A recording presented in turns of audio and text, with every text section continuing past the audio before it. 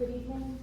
Good evening. Welcome to my presentation on my experience doing Into the Woods this semester, community musical theater production done at the high school in town. It really helped me shape how I think about teaching and exercise. The production of Into the Woods was a volunteer-based community production, so nobody was getting paid.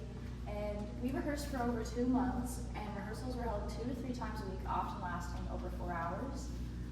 We had a total of 9 shows over 2 weeks, and the first one was a HKin show. And this was also directed by Jen Criddle, who's a teacher at the high school, and the musical director was Dr. Brent Bannerman, who I've actually had for a course before. I actually really didn't have high expectations coming in here because it was my first production. I did it 6 years. It was volunteer-based, and I usually got paid for doing stuff because I had a lot of technical skills from gymnastics and diving growing up. And I just wanted to be a part of the community again. I was excited. My relationship to movement is that I'm super comfortable with structured exercise because I grew up doing diving and gymnastics, where it's very much so you go in, do a skill, your coach just tells you how to fix it, and then it's fixed, and it feels good. And in art, sometimes stuff is just more subjective. And musical theater was a fun challenge, but there's also like a lot of those skills of repetitiveness and consistency. What challenged me was stillness and balance. I was a dead ghost. I was Cinderella's mother. I'm not a mother. I kind of wish I was the cow, anyways. But I had to be like very still, and I had to stand on a log that was very tippy and bring down her dress and give it to her. And the dress was really heavy and was on a fishing wire. And that control, and in a costume I was really uncomfortable with. I did not like looking like that. Next.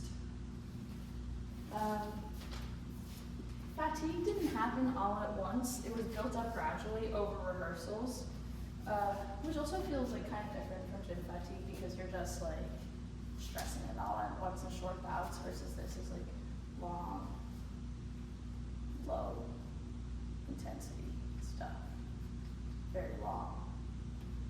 The musical was like over 2 hours, 2.5 hours, 3 hours every night, very long.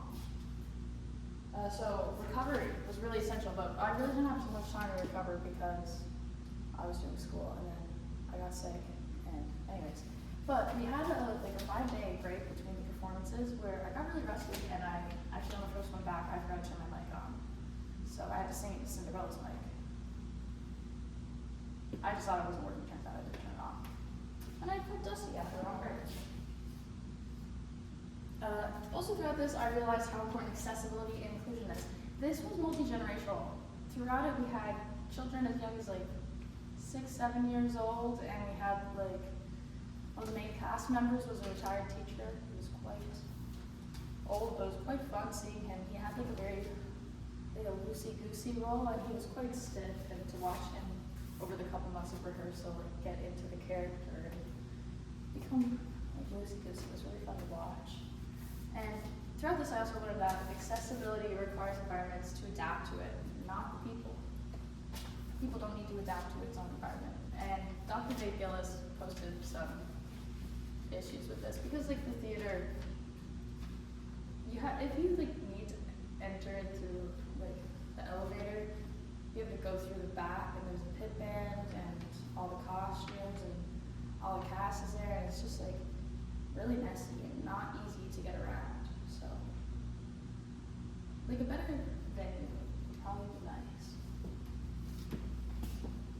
Not a better venue, but one that was more accessible, easier for people. I think I mentioned earlier, the guy who played the mysterious man, he had a hard time walking up and down all the stairs in there, and they're short, different stairs, and they're all different heights, and it's just not the smartest. My final takeaway, overall this experience taught me that meaningful movement doesn't have to happen in a gym. Community-based activities like theater can support physical and social well-being when accessible and inclusion is prioritized. It was so fun being in a community level from kindergarten to the end. It I enjoyed it. Just watching everybody all work for a common goal was fun. And yeah, meeting with the movement can have